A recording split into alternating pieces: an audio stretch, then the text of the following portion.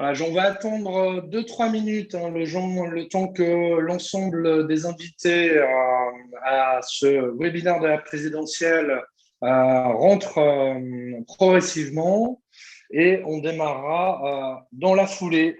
Voilà, je remercie déjà d'ores à présent les premiers qui sont arrivés. N'hésitez pas à mettre dans l'outil de chat que vous avez ou l'outil questions-réponses de où vous venez, parce que je trouve que c'est toujours intéressant de voir la diversité de la France, des territoires qui se manifestent dans ces événements. Et puis, dès à présent, si vous avez des questions à mettre à suggérer, n'hésitez pas à les mettre, puisque vous savez que c'est un lieu où on veut créer de l'échange, on veut créer de la dynamique et faire en sorte que chacun puisse s'exprimer.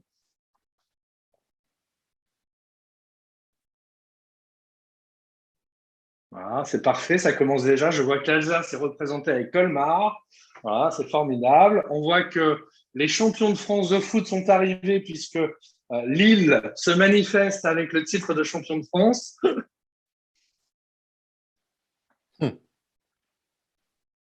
Voilà, la Loire-Atlantique est présente également. Moi, j'adore ça, voir la diversité. Jean-Marc est arrivé. Je vous remercie, Jean-Marc, d'être avec nous. Et on va encore attendre 2-3 minutes. Chaque région va se manifester. Lille encore, la Loire-Atlantique, voilà, Châlons-en-Champagne, la Marne, les Ardennes sont présents également. Voilà, c'est formidable de voir que tout le monde est là. Des questions commencent à arriver. Le Bourget qui est présent, donc on voit qu'Île-de-France est également présente. Voilà, bon, ravi de voir toute cette France des territoires se manifester.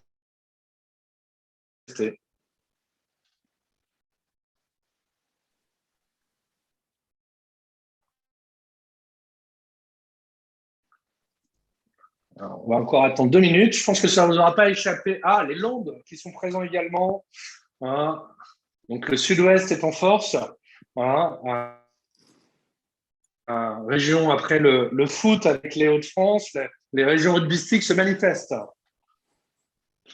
Alors vous avez vu que j'avais changé de décor ce soir. Je vous en parlerai après, mais vous regarderez avec attention le décor derrière et on vous expliquera pourquoi. Et je pense que le sujet finalement de la résilience de nos entrepreneurs est un beau lien entre ce qui est exprimé dans ce livre. Mais je laisserai, si Jean-Marc en est d'accord, je lui laisserai dire 2 mots sur le sujet.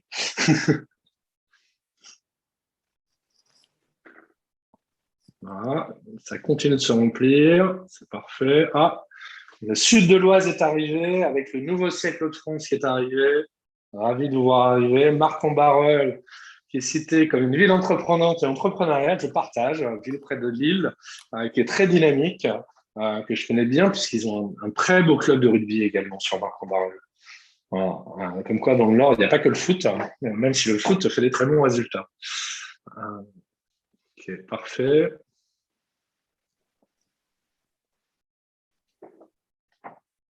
Voilà, et Blagnac, près de Bordeaux, c'est parfait. Ok, on va attendre encore 1 minute et on va laisser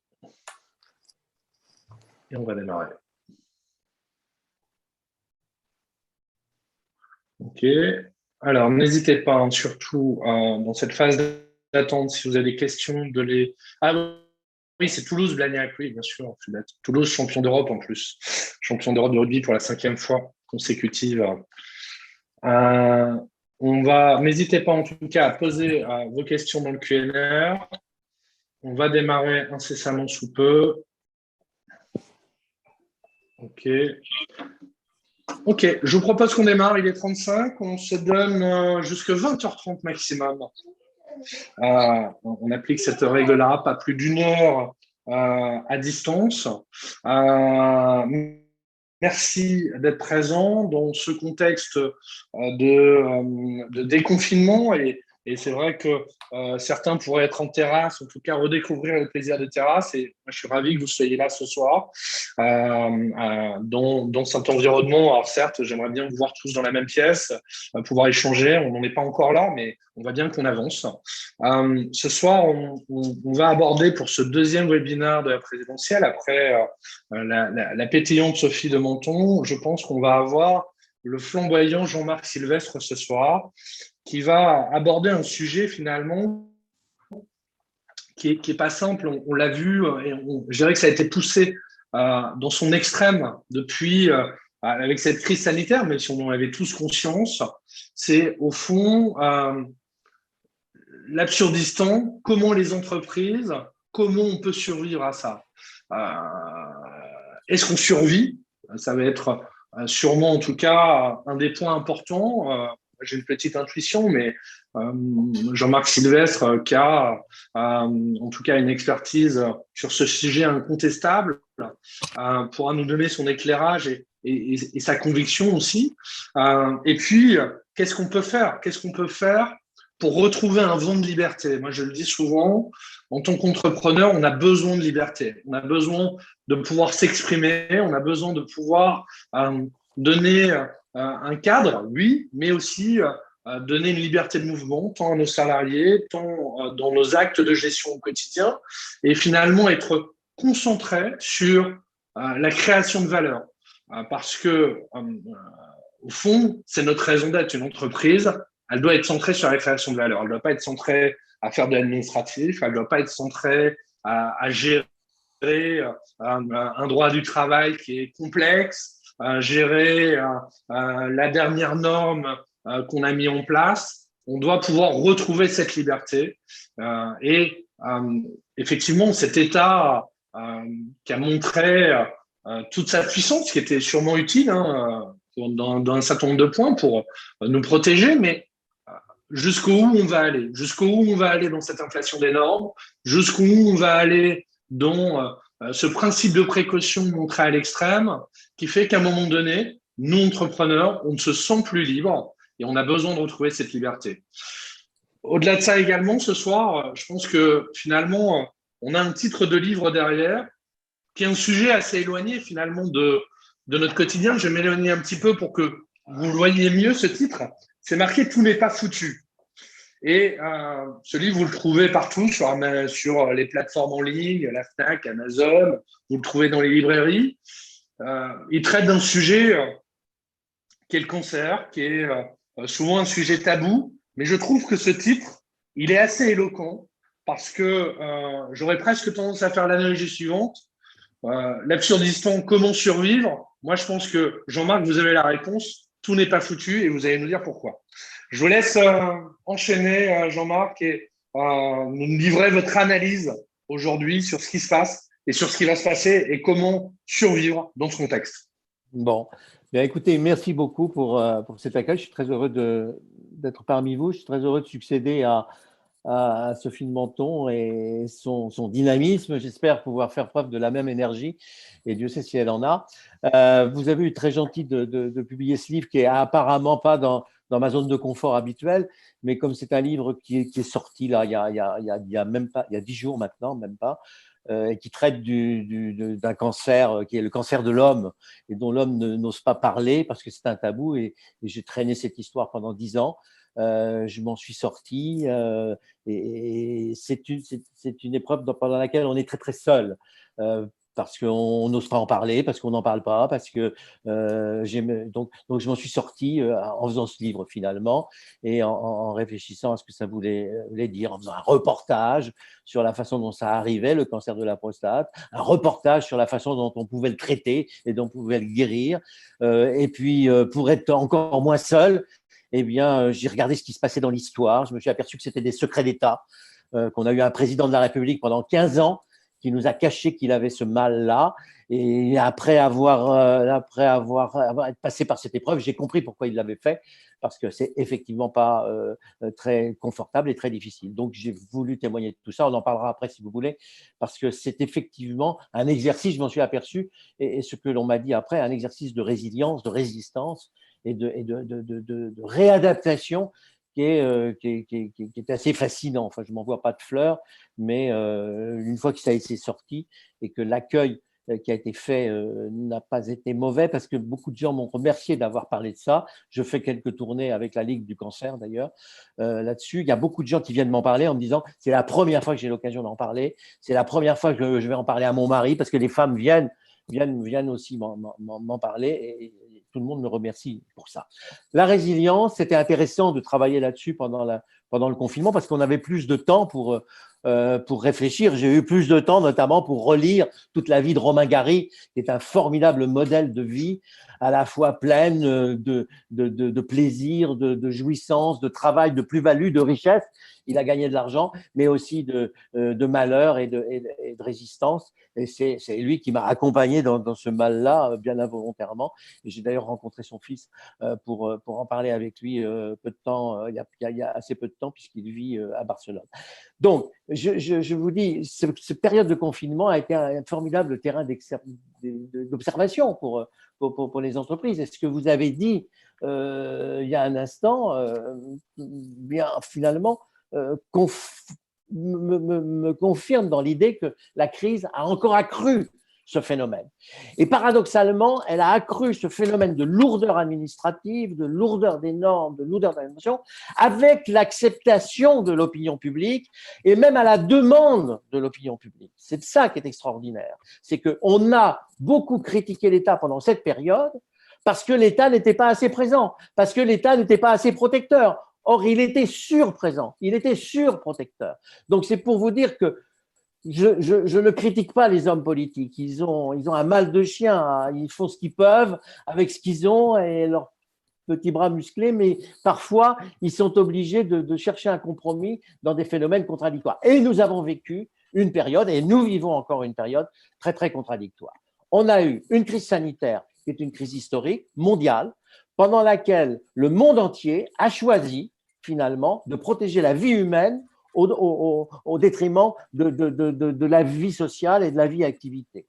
Le monde entier n'a pas supporté des statistiques de mortalité supérieures à la moyenne. Le monde entier a donc confiné ses populations, alors avec des procédures plus ou moins légères, plus ou moins floues, plus ou moins diverses, mais globalement, tout le monde a à peu près fait la même chose, pas forcément au même moment, pas forcément dans les mêmes conditions, mais globalement, on s'est enfermé. Là, c'est pas possible. Pour pouvoir permettre aux… Pardon, c'était un petit bug technique. Ah bon, on s'est enfermé pour permettre au virus de ne pas trop circuler et de mourir progressivement. En attendant d'autres solutions plus durables comme le traitement, la vaccination, tout ce qui arrive aujourd'hui. Et cette crise sanitaire a provoqué, si vous voulez, ce qu'on peut appeler une crise économique. C'est vrai que l'année 2020 a été un désastre au niveau économique, en termes de production industrielle. Nous avons perdu plus de 10 à 15% du PIB. On a perdu jusqu'à 70% d'activité pendant le premier confinement. Donc, ça ne s'était jamais vu dans l'histoire. On était dans un état de sidération totale. Quand on racontera ça plus tard à nos enfants ou à nos petits-enfants, ils n'en reviendront pas. J'espère qu'ils ne retrouveront pas ça. Mais parallèlement, ça n'est pas la crise économique n'a pas été tragique, n'a pas été dramatique, parce qu'il y a eu une formidable décision qui a été prise par beaucoup de gouvernements, mais notamment, il faut lui rendre justice, par l'exécutif français, qui est de ce fameux quoi qu'il en coûte, qui a été un peu moqué, mais qui a permis, si vous voulez, de protéger le système de production. On l'a mis en sommeil, on l'a anesthésié, en coma artificiel, mais on l'a protégé. C'est-à-dire qu'il n'y a pas eu, contrairement aux grandes crises qu'on a eues au siècle dernier, c'est-à-dire la guerre de 14, je ne parle pas de la crise de 29, mais la guerre de 14, 18, la guerre de 39, 45, eh bien, on n'a pas eu de destruction. Il n'y a pas eu de destruction d'actifs de production. Les usines n'ont pas été détruites, les équipements collectifs, les routes, les voies de chemin de fer, les aéroports, tout s'est mis à l'arrêt, les camions se sont arrêtés, les avions ont été collés au sol, mais en fait, ils n'ont pas été détruits. Les contrats de travail, pour une grande partie d'entre eux, n'ont pas été détruits. Et ça, c'était très important que les contrats de travail ne soient pas détruits. Ils ont bénéficié du chômage, d'allocation de chômage partiel, ce qui leur permettait éventuellement de repartir très vite. Ça veut dire quoi? Ça veut dire que le système économique s'est endormi, mais dès qu'il a pu se réveiller, il s'est réveillé. Et souvenez-vous, l'été dernier, il s'est réveillé dans des proportions tellement fortes que la pandémie, elle aussi, s'est réveillée et est revenue nous rendre visite à l'automne. Mais on peut penser que dès qu'on aura retrouvé les conditions de confiance dans l'avenir, parce que ce qui manque au système économique, c'était la confiance. On ne peut fonctionner en économie que si on a confiance. Je fais des business avec vous parce que j'ai confiance en vous et vous faites du business avec moi parce que vous avez confiance en moi. C'est ça l'économie, il n'y a rien d'autre, c'est l'énergie. Eh bien, le facteur de confiance était cassé à cause de cette pandémie. On n'avait pas confiance dans les relations sociales, dans la façon de se voir, etc. Donc c'est ça. Alors, ce facteur-là est reconstitué et il est en train de se reconstituer actuellement, on le voit bien. Avec beaucoup de difficultés, mais il est en train de se reconstituer, le système économique va redémarrer. Il y a un appétit de revenir à la vie qui est formidablement fort. Alors, on verra, peut-être que ça va déboucher en mois de septembre, octobre pour l'année prochaine sur ce qui s'est passé au lendemain de la Première Guerre mondiale, qui a débouché sur les années folles, avec une frénésie de consommation, une frénésie d'entertainment, une frénésie de voyage, une frénésie d'innovation, une espérance de vie qui s'est accrue avec des productions. Il peut se passer exactement ce qui s'est passé en 40, en 45, après la Deuxième Guerre mondiale, avec les 30 Glorieuses, ce qui a donné lieu à un cycle économique de reconstruction extraordinairement fort. Il peut se passer ça, et c'est peut-être ce qui va se passer qui permettra de recompenser la croissance économique. Bon. Mais il n'y a pas eu trop de dégâts. Moi, je suis assez frappé que les oiseaux, les prophètes de malheur qui nous promettaient une catastrophe sanitaire ou qui nous annonçaient, notamment les médecins, qui avaient aussi peut-être des intérêts personnels à annoncer ce genre de choses, ce n'est pas produit. On a quand même réussi à plafonner le nombre de dégâts et le nombre de morts, avec difficulté, mais on l'a fait. Et il n'y a pas eu de dégâts économiques, il n'y a pas eu beaucoup de faillites en 2020. Il y en a eu plutôt moins qu'auparavant. Il y a eu moins d'accidents en 2020. Il y en a eu plutôt moins qu'avant. Alors, c'est vrai qu'on s'est beaucoup arrêté. Et donc, il n'y avait pas de raison d'avoir des accidents. Et puis, il n'y a pas eu beaucoup de licenciements pendant cette période. Il va peut-être y en avoir maintenant, il va peut-être y en avoir plus tard. Il n'y a pas eu beaucoup d'entreprises, finalement, qui ont des difficultés. Et ce que je veux dire, c'est que si les entreprises ont des difficultés, celles qui ont des difficultés aujourd'hui, c'est des entreprises qui étaient à risque. C'est des entreprises qui étaient malades auparavant, avant l'arrivée de la crise. Eh bien, il n'y a aucune raison qu'elles aient pu guérir pendant la crise. Et je trouve que la capacité des entreprises à s'adapter, à rebondir et à se digitaliser ou à se transformer au niveau énergétique, au niveau des mutations industrielles, etc., a été absolument exceptionnelle et elle est actuellement exceptionnelle. Alors, je fais un tout petite parenthèse sur le nombre de faillites, parce que le nombre de faillites dépend essentiellement de la décision politique des assédiques. Parce que ce sont les assédiques qui conduisent les entreprises au tribunal de commerce, en général, et qui leur demandent liquidation. Aujourd'hui, les assédiques sont assez prudentes, elles ont le pied sur le frein, mais il peut y avoir un certain nombre de difficultés. Sur les licenciements, il peut aussi y avoir un certain nombre de licenciements, mais on va surtout avoir le phénomène contraire sur les licenciements. C'est qu'on va s'apercevoir que les gens qui sont partis en chômage partiel n'ont pas forcément tous envie de revenir dans leur entreprise. Parce qu'ils ont réfléchi, parce qu'ils se sont aperçus que peut-être leur job, ce n'était pas bien, peut-être qu'ils n'étaient pas assez payés, peut-être qu'ils ont envie de faire autre chose. On a en revanche un afflux de gens qui étaient au chômage partiel, qui vont dans les centres de formation pour essayer de retrouver un cyclage. C'est vrai dans la restauration, où beaucoup de restaurants aujourd'hui ne peuvent pas profiter des confinements parce qu'ils n'ont pas retrouvé leur personnel. Donc, il va falloir qu'ils en retrouvent d'autres, et ça va être plus compliqué. Il faudra qu'ils reconstituent leurs équipes. Mais c'est un phénomène sur lequel je suis très, très optimiste. Je suis très optimiste sur la capacité qu'on a de sortir.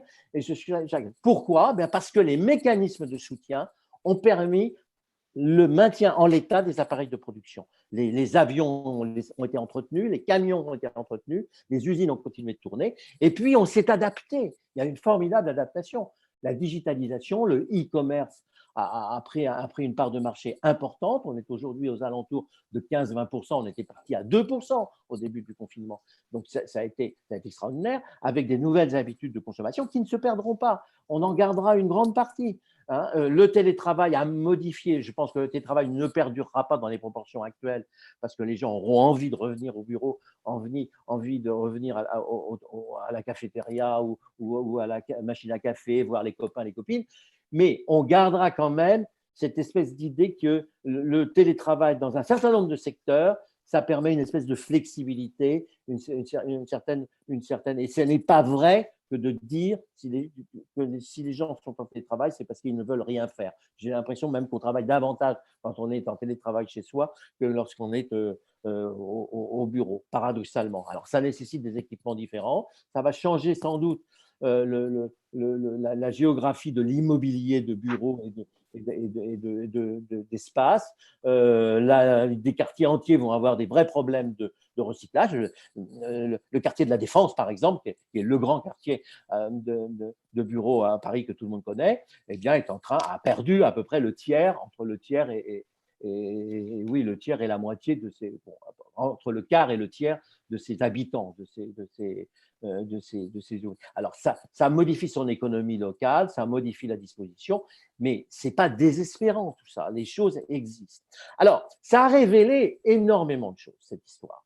Ça a révélé énormément de choses. Et là, on arrive sur ce que vous disiez, c'est que ça a révélé finalement le besoin que nous avions de l'État-providence. On a accepté, alors contraint et forcé, allez-vous me dire, mais on a quand même été d'une acceptation, d'une bienveillance extraordinaire. Moi, je suis sidéré qu'un peuple de Français qui sont aussi nombreux que le nombre de fromages, comme disait le général de Gaulle, ait pu accepter avec autant de docilité, c'est quand même étonnant, alors qu'on avait passé une année entière à défiler, à voir une partie de la France défiler sur les carrefours avec des gilets jaunes, que là, tout le monde est rentré chez soi sans moufter, sans rien, resté chez soi.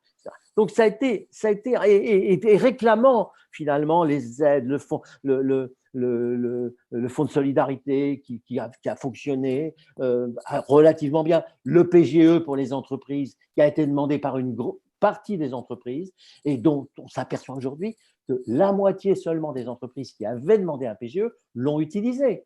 Donc, il ne faut pas non plus pleurer là-dessus. C'est-à-dire que le remboursement et la garantie qui a été donnée par l'État, elle ne va pas coûter aussi cher qu'on pouvait le craindre ou qu'on pouvait le penser, parce que les chefs d'entreprise, finalement, ont été précautionneux, ils ont été prudents. Ils se sont dit, après tout, on va peut-être profiter de ça pour se faire de la trésorerie, mais si on n'en a pas besoin, on ne l'utilisera pas. Alors, il y en a qui l'ont utilisé et qui ont un peu le bec dans l'eau parce qu'ils ont du mal à rembourser.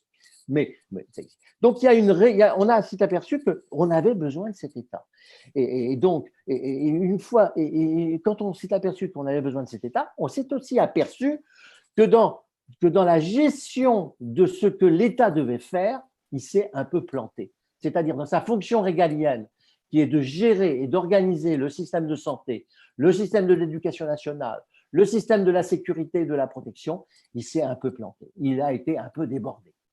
Au niveau de la santé, ça a quand même été un beau foutoir, en dépit de la générosité, de la bienveillance et de l'engagement des personnels de santé. On s'est planté évidemment sur les masques, on s'est planté évidemment sur les tests, on s'est évidemment planté sur les vaccins, à chaque fois avec le même scénario, c'est que le pouvoir politique nous a un peu menti sur la version, parce que nous expliquons qu'on n'en avait pas besoin parce qu'il n'en avait pas, et le jour où il en avait, on commençait à en avoir. Donc on s'est aperçu que l'État surprésent, surabondant, n'a pas été capable de répondre finalement au cœur du problème qui était la crise sanitaire. Il a mis beaucoup de temps, nous avons mis beaucoup de retard et il a fallu il a fallu faire appel aux collectivités locales, il a fallu faire appel aux maires qu'on avait soigneusement mis de côté pendant tout un temps pour pouvoir sortir un peu à la lumière. Et puis quand vous faites le bilan de tout ça, eh bien, il faut reconnaître que ce sont les entreprises qui nous ont empêchés d'aller dans le mur de la catastrophe sanitaire. Parce que ce sont les entreprises privées qui ont pris l'initiative contre l'administration de la santé de commander des masques, d'aller les chercher parce qu'ils avaient, ils avaient le sourcing là où on les fabrique, c'est-à-dire en Chine. C'est eux qui sont allés chercher les tests, c'est eux qui sont allés chercher les autotests, c'est eux qui ont imposé les autotests. Ils ont même mis des autotests dans les entreprises contre l'avis des autorités de santé. Quant au vaccin, vous savez bien qu'aujourd'hui, il y a énormément d'entreprises qui voudraient ou qui pourraient vacciner à l'intérieur même de leur entreprise pour des raisons de sécurité et qui ne le peuvent pas parce que la médecine du travail ne les autorise pas. Ça crée, au nom du principe de précaution, comme toujours, dont vous parliez. Alors, on ne reviendra pas sur le principe de précaution. Je crois que cette crise a montré qu'il fallait véritablement l'amender de façon très terrible. Ça, j'ai toujours dit moi, que le principe de précaution, c'était un instrument pour paralyser un pays et pour paralyser les initiatives. Si le principe de précaution avait existé au temps de Christophe Colomb, il n'aurait jamais découvert l'Amérique. Ce n'est pas possible. J'ajoute d'ailleurs même quelquefois, en forme de boutade, que si on avait le principe de précaution avant de se marier, on y réfléchirait à 2 fois.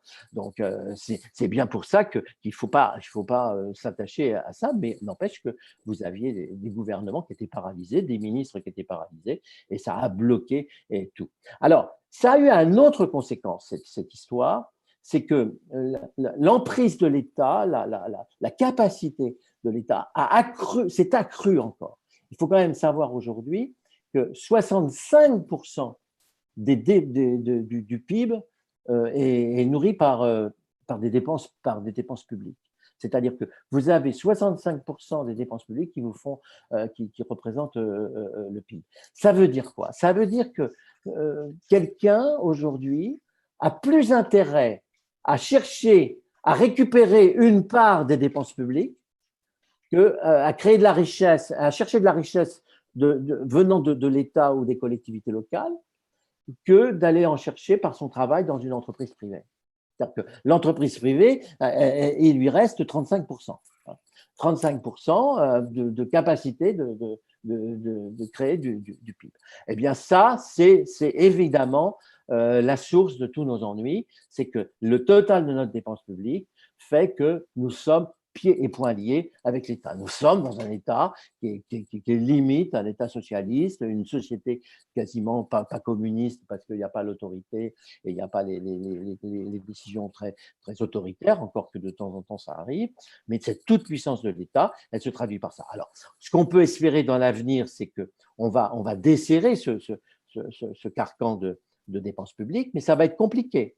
Parce qu'il y en a une partie de ces dépenses publiques dont on va pouvoir se dispenser. Parce que quand on va arrêter le quoi qu'il en coûte, on va l'arrêter dans le courant de l'année, on va retirer les perfusions, on va donc déjà retirer à peu près la moitié de nos emprunts annuels. On emprunte actuellement à peu près 500 ou 600 milliards par an, la moitié pour le Covid l'année dernière, la moitié encore pour le Covid cette année, l'autre moitié, c'est de l'emprunt qui va financer les dépenses publiques. C'est-à-dire qu'on déverse des milliards aujourd'hui pour cet État-providence, mais c'est des milliards que nous n'avons pas puisque nous les empruntons à l'extérieur. Alors, je fais une toute petite parenthèse.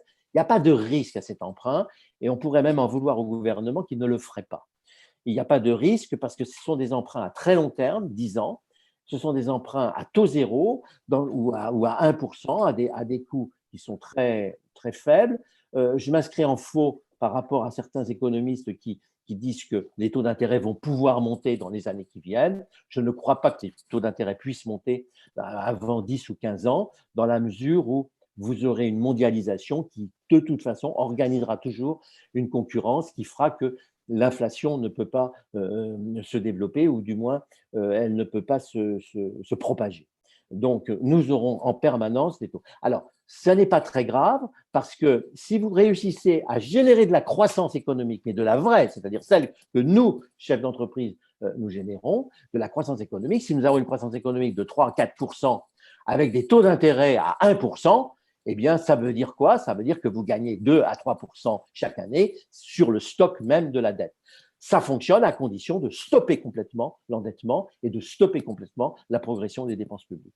Alors ça, on peut supprimer les financements sur le Covid puisqu'il n'y aura plus de raison de maintenir les perfusions, j'espère, mais on aura du mal à baisser le montant des dépenses publiques de fonctionnement. Les dépenses publiques de fonctionnement sont essentiellement constituées de salaires, de dépenses d'entretien, c'est l'éducation nationale, c'est le système de santé, c'est la police, c'est tout ce dont vous parliez tout à l'heure, c'est-à-dire les agences qui ont été créées, les comités Théodule, un système politique qui est très lourd, notre millefeuille administratif qui est très lourd, et ça va être très difficile, et je ne vois pas comment on peut le faire en période électorale, dans la mesure où on va rentrer quand même en période électorale, et que dans ces périodes électorales-là, on a plutôt tendance à faire des promesses qui vont plus loin que des promesses de plan de rigueur ou d'austérité. D'autre part, il faudra être assez prudent sur la décélération, parce qu'il ne faudrait pas que ça touche à la demande, qui, elle, est très importante. Parce que le facteur de reprise sur lequel on va pouvoir s'appuyer dans les 3 ou 4 mois qui viennent, c'est la formidable capacité de demande qui existe dans ce pays. On a une épargne qui est accumulée, qui est colossale, qui ne demande qu'une chose, c'est d'être dépensée. Et elle va sortir, cette épargne, parce qu'on a des comptes courants, des comptes d'épargne, des livrets A, du cash, etc. Parce qu'on n'a rien dépensé pendant 1 an et demi. On a continué d'améliorer le pouvoir d'achat pendant 1 an et demi. Savez-vous que pendant 2020, le pouvoir d'achat des Français, en moyenne, a augmenté d'1,5%. Donc, on a compté. Voilà. Donc, Jean-Marc, optimiste. Ouais, pardon, je vous laisse parler. Je perçois bien cet optimisme et je vais vous poser une première question. Une première question et je la prends dans la salle et je la prends de la part de Sophie, que vous connaissez très bien, qui m'a envoyé une petite question. Elle me dit, je vais la lire texto parce qu'elle est vraiment, je trouve, assez significative. Un optimisme économique que je connais bien là, et c'est vrai, une compatibilité. Cher Jean-Marc, mais est-ce que cette générosité de l'État ne va pas encourager nos mauvais penchants? N'est-on pas en train de négocier les jours de congés à venir de ceux qui étaient au chômage partiel?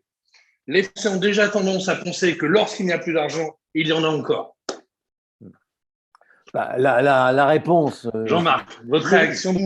Non, mais Sophie a raison. Hein, l'anesthésie, le confinement a plongé les Français dans un état de léthargie assez confortable, du moins, parce qu'on n'a pas pris énormément de risques, hein, en dehors de celui de croiser son voisin qui pourrait être contaminé par le Covid. Et encore, là, on avait tendance quand même à prendre un peu de liberté. Non, c'est vrai qu'une société qui est dominée par un État aussi protecteur, aussi providentiel que le nôtre, ce n'est pas une société qui a la culture du risque. Or, le métier de créer de la richesse, ne peut être fait que par des entrepreneurs qui sont habités par la notion de risque. Eh bien, on va enchaîner avec un entrepreneur. Je vais laisser la parole à Olivier Germain. Olivier Germain qui va nous faire une première question. Olivier, tu peux activer ta caméra et ton micro et je vais te laisser la parole. Entrepreneur des Bonjour Olivier. Ardennes, il va se présenter rapidement et vous dire. Bon, voilà. Alors, bonjour à tous. J'ai bien aimé M. Sylvestre, que je connais bien sûr. Hein, je regarde la télévision comme tout le monde et ça fait plaisir, plein d'optimisme. Bon, moi, je me présente. Hein, je suis un chef d'entreprise dans les Hauts-de-France. D'ailleurs, je suis membre du club Nouveau Siècle et je voulais excuser Frédéric, qui est notre président, parce qu'il ne pouvait pas être présent. Voilà. Hein. Et alors, moi, je ne suis pas un orateur, un tribun. J'ai préparé un petit texte. Je vais essayer d'être concis. Hein, voilà. Alors, je vous dis, voilà, moi, je suis chef d'entreprise de SAS. Hein. Alors, même avant la crise, c'était quand même une usine à gaz pour trouver des banquiers qui jouent le jeu. Hein. Ça, c'était même avant. Hein. Moi, je suis un petit chef d'entreprise. Monter des statuts dont on n'y comprend plus rien sur les avantages et les inconvénients. Et on arrive même, je pense, parfois à douter de la crédibilité de nos experts comptables pour nous apporter ce qu'on appelle le véritable conseil. Voilà, je trouve qu'il y a dans toutes ces sociétés, on n'y comprend plus rien. Hein. S'ils pouvaient avoir un statut commun, ça serait peut-être plus simple. Enfin, c'est mon avis. Petite anecdote. Alors, je suis le seul dirigeant de ces deux sociétés et je dois tout de même faire une assemblée générale, mais avec moi-même. Hein. C'est assez amusant. Et pendant cette crise sanitaire, je voulais qu'on en parle quand même. Nous avons surtout été, moi, enfin, déçus de ces effets d'annonce de notre ministre sur ces fameuses aides ressemblant plus à… J'ai trouvé qu'ils étaient très forts en communication. Je pense que notre ministre a oublié, surtout parce que des créateurs d'entreprises sur des projets ambitieux et plutôt crédibles, et puis qu'en fait, qu'on jetait l'éponge par suite d'aucune aide concrète. Clairement, ils n'ont pas eu d'aide. Voilà. Alors, nous, on parle… Moi, pourtant, je suis positif habituellement. Là, je suis malheureusement un peu négatif quand même. C'est pas toujours beau ce qui s'est passé. Parlons pas de PGE parce que je suis responsable aussi en même temps d'un club business, d'un club d'affaires avec une soixantaine de chefs d'entreprise. C'est des TPE, PME. On se réunit, on s'aide commercialement, voilà. On s'est beaucoup serré les coudes. Et le club business a permis voilà, de se voir, d'entretenir le lien. Mais sur ces 60 membres, 60 entreprises de métiers différents, clairement, un seul PGE. Voilà. Bon, il paraît que tout le monde l'a eu. En tous les cas, nous, on ne l'a pas eu. Alors moi, personnellement, je me suis rapproché de plusieurs associations gouvernementales en usant du temps, de l'énergie. Je suis passé comme à l'école, j'ai 54 ans, avec des commissions. On m'a demandé mes projets. Il y avait plein de gens autour de la table. D'autres qui n'y ont pas cru, d'autres qui ont cru. Puis une qui a cru, une association régionale que je remercie, et qui m'a dit nous, on peut vous consentir un prêt à taux zéro, mais équivalent à votre capital social. Problème, quand on crée une boîte, on n'a pas de sous. Et alors, le seul souci, c'est presque risible, c'est qu'ils vous prêtent à taux zéro, mais plus le capital social est élevé, plus on vous prête. Mais à la base, quand on démarre une entreprise, on n'a pas l'argent. Enfin, je me répète 2 fois. Alors, je voulais dire quand même que nos prélèvements de TVA, ils n'ont pas été repoussés et il n'y a pas eu d'indulgence. J'ai aujourd'hui dans ma boîte aux lettres pas mal de mises en demeure. Et je ne parle pas de l'URSSAF, qui semblait oublier les charges fixes. Résultat, alors ça, ce n'est pas très rigolo parce que j'avais une collaboratrice plutôt très performante. Donc, je me suis séparé par une rupture conventionnelle parce qu'en fait, le chômage partiel avait été refusé pour de multiples raisons. Là non plus, je n'ai pas compris, c'est tellement compliqué. Et voilà. Et moi, je pense, enfin, c'est mon avis, et de certains copains et amis entrepreneurs, il semblerait que beaucoup de services de l'État ont cherché toutes les astuces. Moi, je pense qu'il y a des astuces pour que personne ne rentre dans les cases. Si ce n'était pas des cases, il y en avait 10 000 de cases. Voilà. Après, il y en a qui ont peut-être eu de la chance, ont été bien conseillés, mais on n'a pas tous été aidés. Il y en a qui avaient des super projets et qui ont abandonné. Voilà, aussi parce qu'on a essayé de créer des entreprises, des jeunes aussi parfois. Et puis ma question, elle serait, voilà, mais je crois qu'elle existe depuis Mathusalem, c'est comment on peut alourdir, je pense, les dossiers administratifs, je ne suis pas un administratif, la fiche F1, F2, F3, F4, F7, F17. J'ai passé plus de temps dans mon entreprise, une petite entreprise, à m'occuper des papiers, de répondre à l'État, au service de l'État, à la CFE, qu'à être sur le terrain, d'aller vendre mes produits parce que je vends des produits à mes clients. Voilà. Non, mais Monsieur Sylvestre, bravo, parce que plein d'optimistes. Et puis moi, j'arrive derrière, je casse l'ambiance, quoi. Non, non, non, non, non, non, non, vous ne cassez pas l'ambiance. Vous dites la vérité du terrain telle qu'elle est vécue par vous. C'est vrai qu'il y a d'autres vérités qui font que globalement, le système il continue de fonctionner et il a une capacité de… La France n'est pas un pays en faillite. Et donc, c'est un pays où il y a énormément d'innovation, il y a énormément de jeunes, il y a énormément de gens. Et c'est vrai qu'on a un écosystème qui est épouvantablement chargé et épouvantablement lourd. Mais quand je vous dis qu'on a réclamé au titre de cet État français centralisé, napoléonien, enfin, appelez-le comme vous le voulez, mais qu'on a réclamé encore plus d'aide pendant le confinement, je pense que j'ai raison. Et quand vous savez que 65% des dépenses, je vous le dis, des dépenses, le PIB à 65% sont des dépenses publiques, vous êtes bien obligé de constater que pour nourrir pour faire travailler ces dépenses, là, il y a du monde. Bon. Alors, c'est vrai qu'on réclame en permanence que l'État ait des moyens supplémentaires pour la police, pour l'éducation nationale, pour la santé, etc., etc. Et il va falloir vraisemblablement, mais ça date depuis très longtemps. Mais moi, quand j'étais jeune, j'ai démarré avec un monsieur que vous connaissez sûrement, vous vous en souvenez. J'ai démarré avec Alain Madelin, qui a essayé de simplifier tout ça. et qui est parvenu d'ailleurs à simplifier pas mal tout ça. L'auto-entrepreneur, ça venait de chez lui avec Hervé Novelli. Donc, c'était déjà une chose. Et ce que vous dites là sur la petite société, c'est une plaisanterie parce que je suis aussi dans ce cas-là, mais je trouve qu'une assemblée générale, quand on est tout seul et de la faire soi-même, c'est quand même vachement plus simple parce qu'on s'engale avec personne, hein, ou alors on s'engale avec soi-même. Mais on n'a personne donc à qui se plaindre, il n'y a pas à trouver de bouc émissaire, il faut s'en sortir. Le chef d'entreprise, en général, il doit trouver la solution pour s'en sortir. Mais c'est vrai qu'on a un amas administratif parce qu'on a un statut de la fonction publique qui d'abord favorise la fixité des postes, fait en sorte que les gens restent à leur job, ils ont une promotion à l'ancienneté, ce qui est aberrant finalement dans le système actuel, et qu'il faudra sans doute un jour changer ça. Comment peut-on changer ça? Je ne sais pas, on n'a pas encore trouvé un politique suffisamment fort pour pouvoir le faire. Il y a l'écosystème qu'il faut évidemment changer, mais il y a aussi les incitations fiscales qu'il faut changer. Parce que si on a 65% de dépenses publiques, on a aussi une énorme fiscalité pour financer tout ça.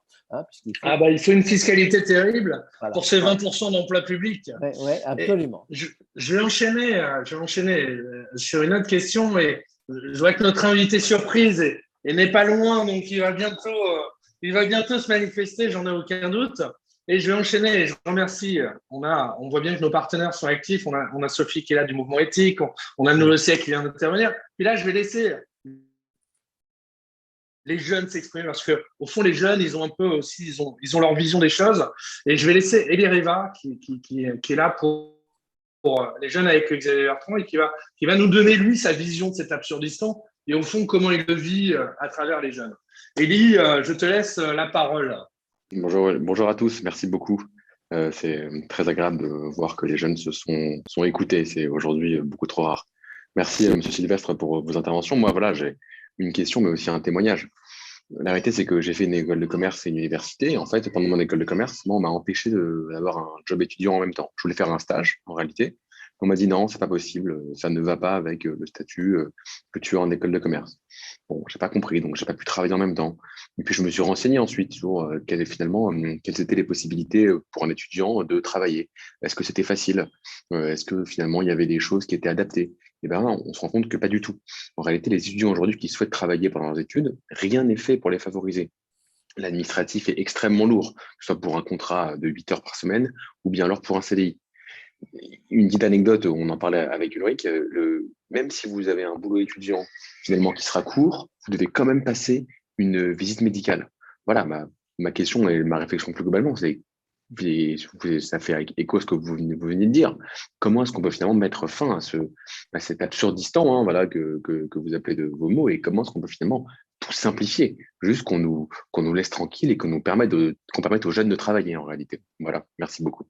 Oui, non, mais j'écoute votre témoignage. J'ai pas de réponse, c'est pas de recette miracle à vous donner. Il y a une seule chose que je peux vous dire, c'est que nous sommes dans un état de droit et que nous sommes aussi bien contents d'être dans un état de droit et qu'on ne peut pas vivre dans une jungle où tous les coups seraient permis. Je suis assez surpris de ce que vous dites, mais il faudrait regarder. Mais les écoles de commerce ont institué l'année de césure. C'est une année pendant laquelle on va dans l'entreprise, on voyage et c'est assez organisé en général. Je suis passé par là et mes enfants aussi en partie. Donc, on a un système d'apprentissage qui n'est pas au niveau de l'apprentissage allemand, mais qui a quand même fait énormément de progrès depuis une dizaine d'années, mais il faut qu'il en fasse encore. Et il faut que les chefs d'entreprise, ils ouvrent aussi leurs portes aux étudiants. Alors, je crois qu'il faut faire un certain nombre d'efforts, chacun de son côté. La balle n'est pas seulement, je vais me faire engueuler là, hein, franchement, en disant ça, je vais mettre tout le monde à dos, mais la balle n'est pas seulement dans le camp de l'administration ou des hommes politiques.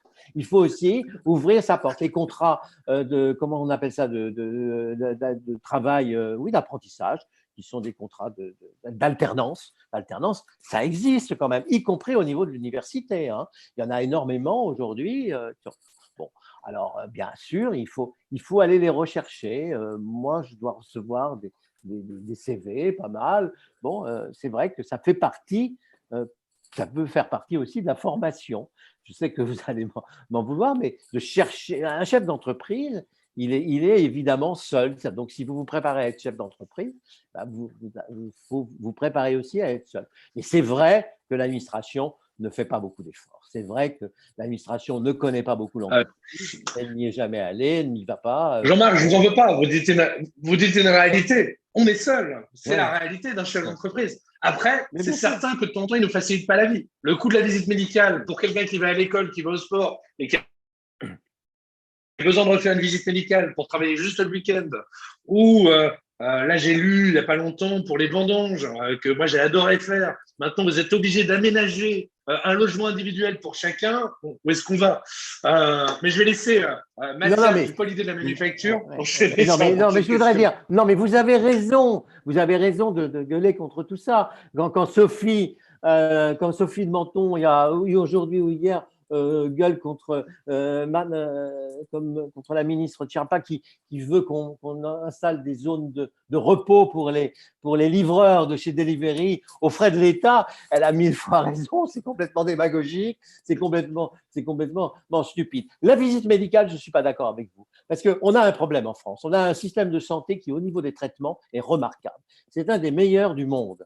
Mais nous avons un système de prévention qui est absolument épouvantable. Et si le système de santé coûte aussi cher qu'il coûte actuellement, parce qu'on ne s'en aperçoit pas, la santé est gratuite quand même, les tests sont…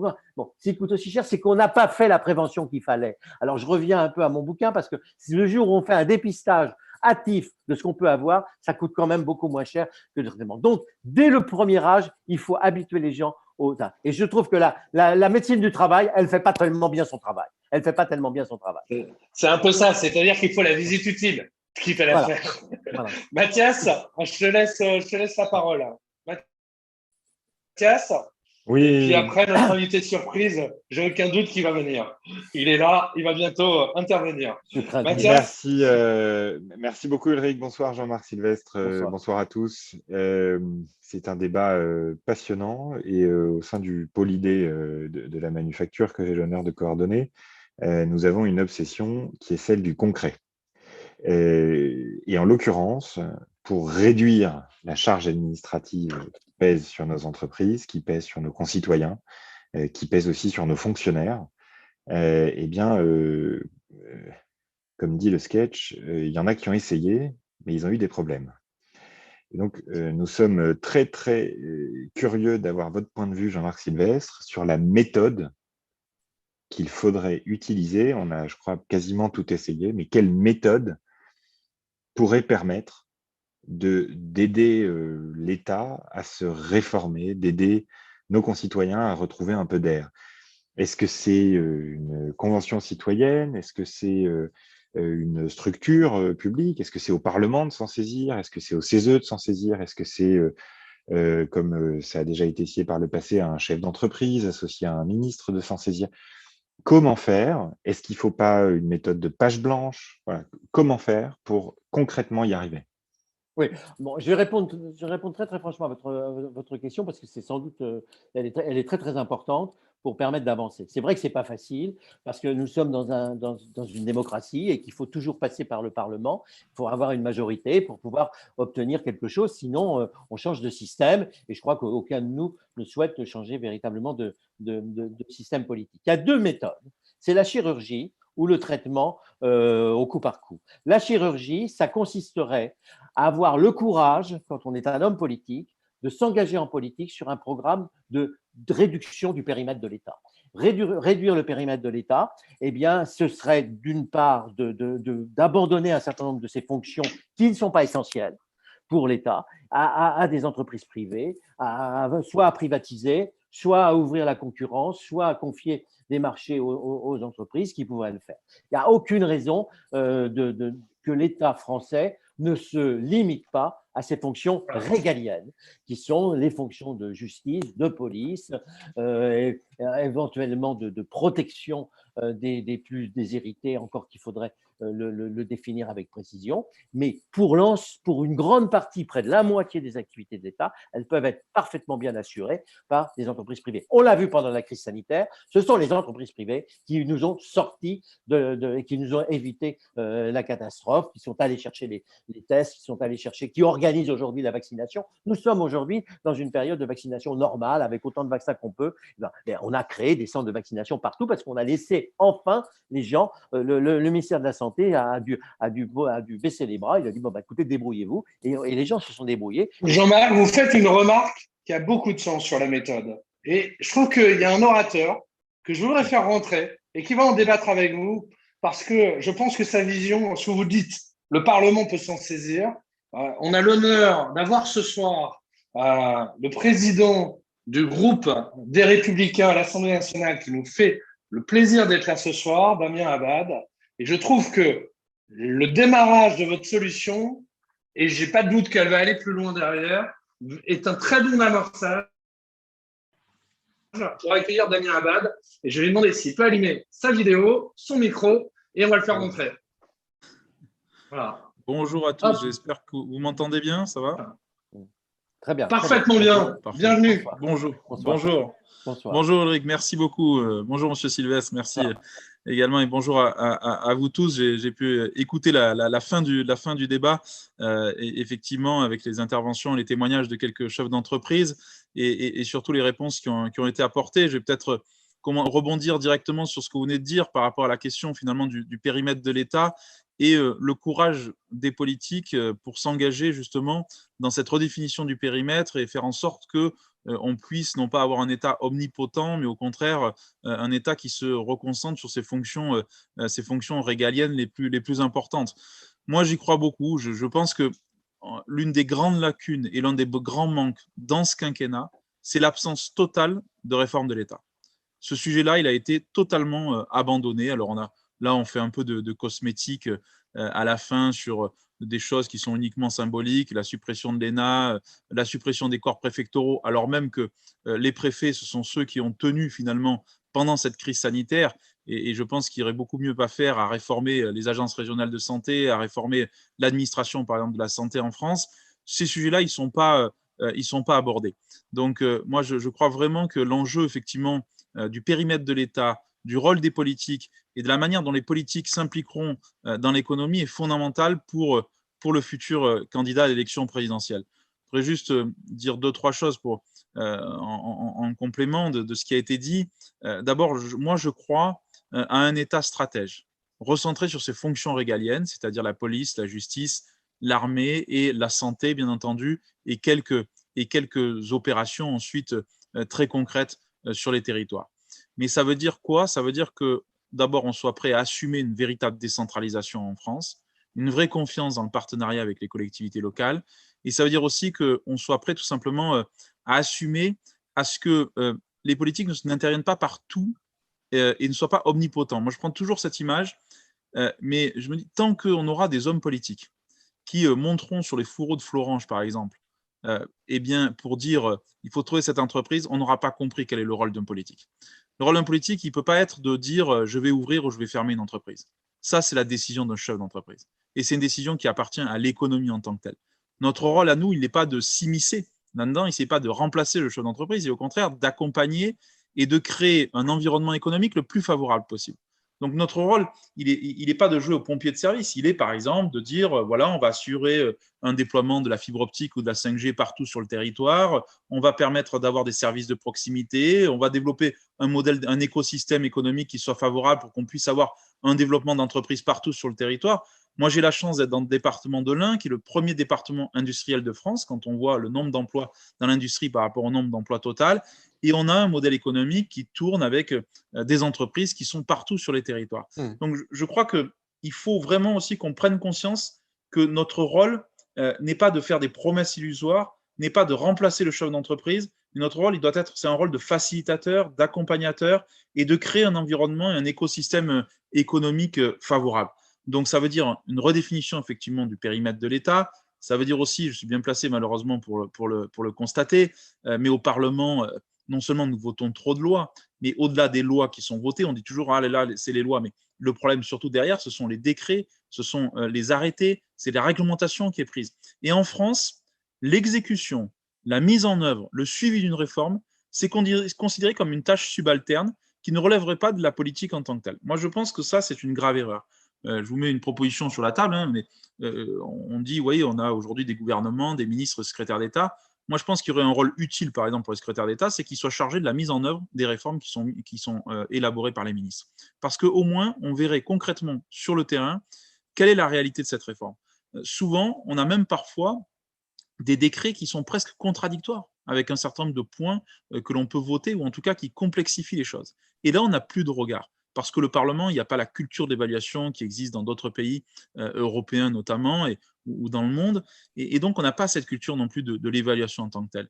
Donc, moi, je pense que si on arrive à recentrer l'État sur ses fonctions principales, à faire une vraie décentralisation de notre pays, à faire confiance au territoire, ensuite, à redonner aux politiques sa place, et je vais revenir sur un ou deux points, et surtout faire en sorte qu'au-delà de tout ça, on crée un écosystème économique favorable, on aura fait déjà des choses et on évitera ce sentiment toujours de complexité, de surcharge de normes. J'ai entendu tout à l'heure ce que vous disiez sur un certain nombre de points, de contraintes. J'ai entendu parler de l'URSSAF et autres, etc.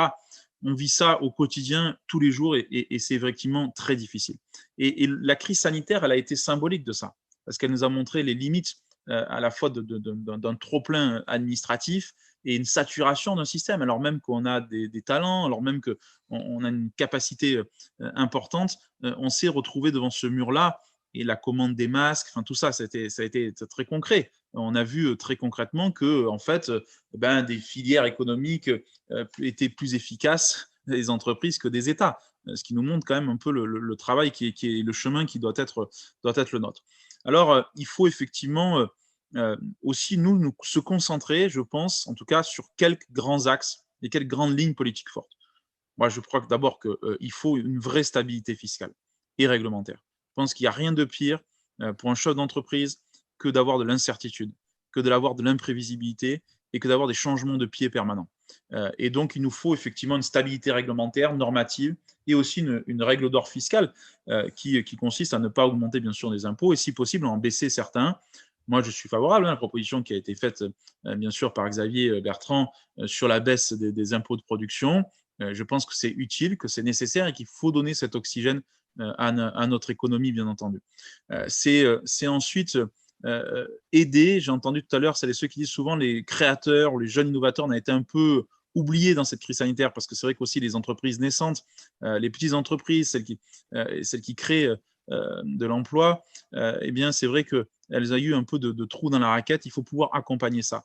On a aussi un déficit en France, c'est que je crois vraiment qu'il faut qu'on mette le paquet pour construire ce qu'on appelle des entreprises de taille moyenne. Il faut arriver à faire ce que l'Allemagne fait pour faire monter en gamme nos entreprises, pour faire en sorte que voilà, les fameux seuils, vous savez, de salariés qu'il y a dans l'entreprise et qui créent beaucoup de difficultés, ça ne soit pas un facteur bloquant, mais qu'au contraire, on puisse accompagner ce process-là. Donc là aussi, il y a un vrai travail, un vrai effort à faire là-dessus, bien entendu. J'imagine que vous avez peut-être dû évoquer la question de la simplification administrative, la question du code du travail, la question de différents codes qui sont abordés. Je ne vais pas m'étendre trop là-dessus. Je voudrais juste, pour terminer dans le temps qui m'est imparti, dire deux choses supplémentaires.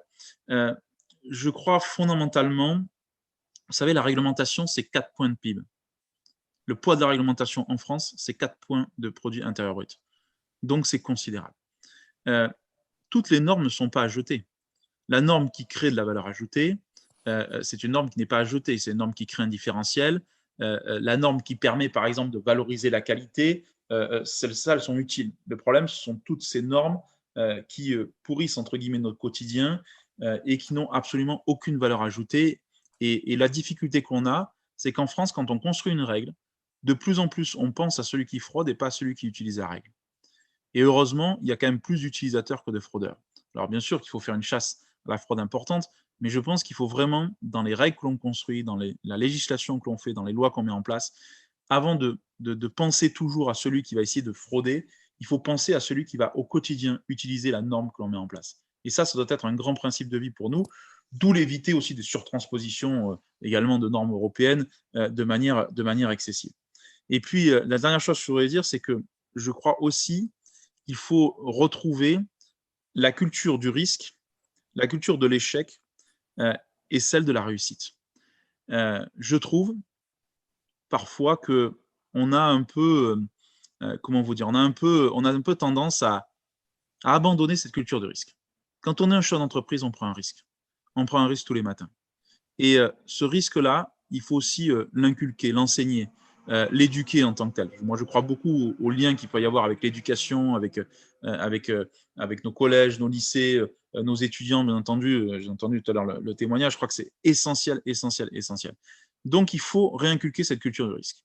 J'ai le sentiment parfois qu'on est un peu dans une société qui veut totalement annihiler les risques, aplatir un peu toutes les valeurs et qui fait que finalement, voilà, c'est le principe de précaution absolu, quoi, l'absolutisme du principe de précaution. D'ailleurs, on a eu le débat au moment du déconfinement avec des gens qui nous expliquaient que de toute façon, tant qu'on aurait un seul cas, il ne fera jamais déconfiner. Bon, mais tout ça est quand même symbolique un peu de cette société, un peu de la peur, un peu sclérosée. Et ça, je pense que c'est un enjeu important. C'est aussi la culture de l'échec. Et ça, je crois que c'est important. Je suis sûr que parmi certains d'entre vous, il y en a qui, avant de réussir, ont échoué. Et c'est parce qu'on a essayé qu'on a échoué, c'est parce qu'on a échoué hier qu'on réussit aujourd'hui. Et ça aussi, il faut permettre cela. Il faut permettre cette capacité de rebond, il faut permettre cette capacité de reprise économique. Et quand on a échoué, ce n'est pas qu'on est bon à rien, c'est qu'à un moment donné, voilà, ce qui s'est mis en place n'a pas fonctionné. Et puis aussi la culture de la réussite. Il faut aussi accepter la réussite. La réussite ne doit pas être un gros mot. Je suis toujours frappé parfois par le rapport qu'on a à l'argent, le rapport qu'on a à la réussite, l'impression que finalement on est un peu toujours plus Poulidor qu'Anctil. Voilà, je trouve que là aussi, on doit vraiment retrouver ça. Et je crois que le rôle des politiques aussi, et d'ailleurs, je trouve qu'au début, pas dans son quinquennat, mais dans sa campagne présidentielle il y a 5 ans, une des raisons de la victoire d'Emmanuel Macron, c'était aussi quand même ce sentiment de donner un souffle nouveau, un vent d'optimisme, et de pas de tomber non plus dans un pessimisme permanent. Je le dis, je pense que je crois qu'on peut avoir un programme qui soit crédible sur le plan économique. On peut avoir une droite qui porte des valeurs avec des valeurs qui sont notre boussole, hein, sur le travail, bien sûr, sur le mérite, sur la fiscalité et autres, mais dans le même temps aussi donner envie, croire en l'audace, retrouver le goût du risque, retrouver la culture de la réussite et la culture de l'échec. Je pense que vraiment, c'est aussi cela qu'on doit inculquer dans notre société. Voilà ce que je pouvais vous dire pour prolonger un petit peu vos débats et les échanges que vous avez eus ensemble. Bon, moi, je suis ravi, Damien. J'ai vu tout à l'heure, j'ai eu une Sophie de Menton pétillante. J'ai un Jean-Marc Sylvestre flamboyant ce soir. La dernière fois, j'avais un Xavier Bertrand déterminé. Et maintenant, je vois en plus qu'il a une équipe qui est juste au taquet pour mettre tout en œuvre. Donc, ravi en tout cas de propositions claires, précises. Et on sent bien que, oui, moi je partage, redonner de l'espoir, redonner un souffle de liberté. Voilà, il ne faut pas qu'on tombe. Un entrepreneur, oui, c'est quelqu'un qui prend des risques. On ne va pas le surprotéger et c'est nécessaire. La prise de risque, elle fait partie. C'est comme ça qu'on a aussi la rémunération, qu'on crée le partage de valeur et qu'on peut le redistribuer. Et c'est nécessaire d'être ancré là-dessus, de revenir à cette logique de réussite, cette logique, pour moi, qui m'a porté, je l'ai dit plusieurs fois à Sophie, j'ai dit, c'est des entrepreneurs comme Sophie, c'est des discours comme Jean-Marc, c'est des discours comme vous, Damien, des discours comme Chirac avait eu sur l'égalité des chances qui ont fait que je suis l'entrepreneur aujourd'hui et que je suis devenu. Moi, je ne veux plus qu'il y ait de gamins qui se disent le seul espoir, c'est devenir joueur de foot ou devenir dealer. Je pense qu'il y a une troisième voie, en travaillant et en devenant entrepreneur. J'y crois, j'en suis convaincu. Par contre, effectivement, vous avez raison, on a besoin de politiques qui remettent en œuvre. J'ai laissé Jean-Marc réagir. J'ai réagi à chaud parce que ça fait du bien d'entendre ça. Ça fait du bien d'entendre ce que Jean-Marc nous a dit. On en reparlera, mais le titre de livre de Jean-Marc, je trouve qu'on devrait en faire un titre de campagne. Tout n'est pas foutu. Bien au contraire, il y a des tas de choses à faire. Jean-Marc, je vous laisse réagir. Écoutez, je n'ai pas beaucoup de choses à ajouter. Je suis très content de ce que j'ai entendu. Je trouve que les idées et les projets de Damien Abad sont sont intéressants. On bute toujours en politique sur les moyens qu'on peut utiliser pour pouvoir les faire accoucher, pour pouvoir les mettre en application. Mais c'est vrai que ça passe évidemment par la politique et ça passe par des majorités politiques. Je voudrais ajouter simplement une toute petite chose, peut-être en espérant après avoir votre réaction sur. Je suis d'accord à 100% sur ce que vous avez dit, mais si j'ajoute 20% supplémentaires, je voudrais savoir si on ne manque pas non plus en France de cette culture du compromis. C'est-à-dire qu'on a tout délégué à l'État, on a tout confié et paradoxalement, on se plaint de sa lourdeur aujourd'hui, mais je répète ce que j'ai dit dans mon introduction, c'est que pendant le confinement, on n'arrêtait pas de se tourner vers l'État et de réclamer de la part de l'État un certain nombre de choses qu'il était absolument incapable de nous apporter. Et beaucoup de chefs d'entreprise aussi, je ne dis pas ça par esprit de provocation, ont beaucoup pleuré, beaucoup crié pour avoir un certain nombre d'aides et de choses concrètes, et ils avaient sans doute raison parce qu'ils jouaient leur peau.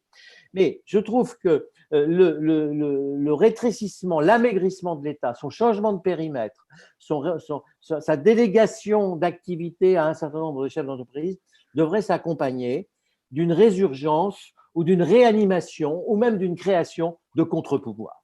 Nous n'avons pas suffisamment de contre-pouvoirs. Alors, je ne vais pas rentrer sur le terrain de la politique, mais dans l'entreprise et dans le système économique, nous n'avons pas les contre-pouvoirs que nous mériterions d'avoir. Le contre-pouvoir des consommateurs, il est très important pour le chef d'entreprise.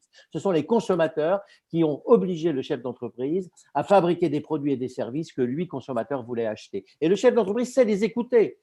Si nous sommes passés aujourd'hui à 20% de bio dans l'alimentaire, c'est bien parce qu'il y a eu une pression d'un certain nombre de consommateurs, et pas seulement de structures et de courants écologistes un peu radicaux. Il y a des mouvements profonds chez les consommateurs vers plus de qualité, vers plus de transparence, vers plus de sens à donner aux produits et aux services. On aurait besoin évidemment de contre-pouvoirs au niveau des salariés. Moi, je suis partisan personnellement quasiment d'un syndicalisme obligatoire dans l'entreprise avec un chèque syndical qui permettrait aux salariés de se syndiquer là où il veut, dans le syndicat qu'il souhaiterait, mais ça permettrait d'avoir une représentation syndicale importante. Vous savez, c'est très important. La période que nous vivons est très importante puisque pour la première fois cette année, ce mois-ci, là, on a eu des résultats des votes dans les entreprises syndicaux. La CFDT est devenue le premier syndicat dans les entreprises. C'est quand même un des premiers syndicats réformistes,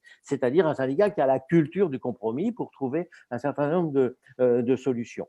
Et le troisième chose, c'est des syndicats d'actionnaires ou des associations de protection d'épargne et d'actionnaires. Nous avons un déficit de protection au niveau de l'actionnariat et vous vous plaignez tout à l'heure qu'il n'y ait pas beaucoup de fonds propres, qu'il n'y ait pas beaucoup d'actionnaires, que le chef d'entreprise se méfie un peu des actionnaires. Il a raison, mais il faut qu'on ait des organisations d'actionnaires. Alors là, nous sommes piégés au niveau des actionnaires par le fait que nous ne pouvons pas utiliser en fonds propres les fonds de retraite. Ça, c'est vrai, puisque les fonds de retraite sont en système de répartition. Mais j'espère quand même qu'il y aura un programme politique qui abordera, pas seulement sur la pointe des pieds, comme on l'a fait jusqu'à maintenant, des systèmes par capitalisation, parce que ce sera le seul moyen d'amorcer le système de retraite. Donc, fonds contre-pouvoir, et c'est beaucoup plus important, à mon avis, c'est presque plus important que la réforme de l'État.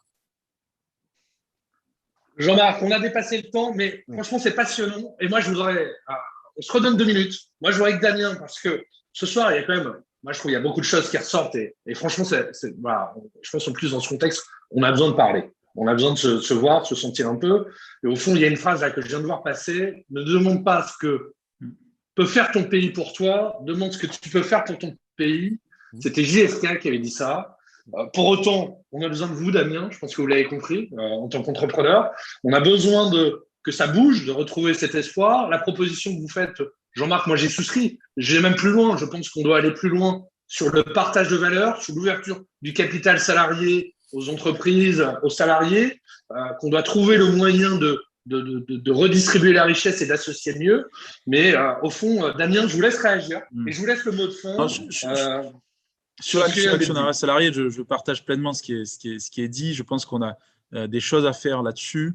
Il faut construire ce capitalisme familial et cet actionnariat salarié qui sera un gain de pouvoir d'achat important, bien entendu, et un partage à valeur ajoutée. Et je pense qu'on doit pouvoir faire des propositions concrètes et fortes pendant la campagne présidentielle. Je voudrais revenir, je partage ce qu'a dit Jean-Marc Sylvestre sur un point qui est essentiel, la question de la culture du compromis. Effectivement, d'abord en France, on a du mal avec ça, et d'ailleurs, y compris au Parlement. Moi, j'ai été parlementaire européen. Ce qui m'avait frappé, c'est que c'est une culture très à l'allemande, c'est-à-dire une culture de cogestion, une culture de compromis, de négociation, d'accords politiques sur tel ou tel projet. Bon, ce n'est pas le cas aujourd'hui au Parlement encore, c'est une logique essentiellement de groupe. Et je pense que là aussi, c'est un des principaux échecs du président de la République actuelle, c'est qu'il avait promis ce dépassement politique-là, ce dépassement des clivages. Et en fait, finalement, on s'est rendu compte que c'était encore pire, presque l'ancien monde, avec quelque chose qui était recroquevillé sur un seul parti politique. Donc, je crois que ça, c'est un enjeu. On le fait dans les régions, on le fait dans les départements, on le fait dans les collectivités, on n'arrive pas à le faire au niveau national. Donc, il y a cette culture de compromis déjà sur le plan politique. On est quand même dans une politique qui est comme un système de confrontation, essentiellement, et qui épuise un peu et crée de la lassitude démocratique à certains égards. Je partage ce que vous avez dit sur la question des syndicats et globalement des partenaires sociaux et même des corps intermédiaires. Là aussi, d'ailleurs, ce qui a été frappant de la crise des Gilets jaunes, c'est aussi l'effondrement des corps intermédiaires, l'effondrement des contre-pouvoirs. Comme je vous l'ai dit, le contre-pouvoir à l'Assemblée nationale, au Parlement, il est faible. Le contre-pouvoir dans les corps intermédiaires, il est faible, le contre-pouvoir syndical, il est faible, et donc finalement, il se manifeste uniquement dans la rue ou dans des colères sur des réseaux ou autres. Donc je crois que là aussi, il y a un enjeu très important, comment on fait pour un peu ouvrir la cocotte minute, entre guillemets, et éviter qu'elle nous explose à la figure. Donc moi, je disais aussi de manière peut-être un peu provocateur, c'est que un problème de la France, c'est pas qu'elle est trop syndiquée, c'est qu'elle n'est pas assez syndiquée. Oui. Vous savez, c'est comme dans un parti politique. Moins vous avez de monde, et plus vous avez les gens radicalisés. Oui. Et bien, c'est la même chose sur les syndicats. Et le problème aujourd'hui, c'est qu'on devrait, si on arrivait à créer un syndicalisme de masse, un syndicalisme d'action qui travaille avec l'entreprise dans l'intérêt de l'entreprise, eh bien, je suis sûr qu'on ne serait plus dans ce qui est aujourd'hui, avec des syndicats qui ne sont pas représentatifs de ce qui se passe mal. Donc oui, la France aujourd'hui, elle est mal syndiquée.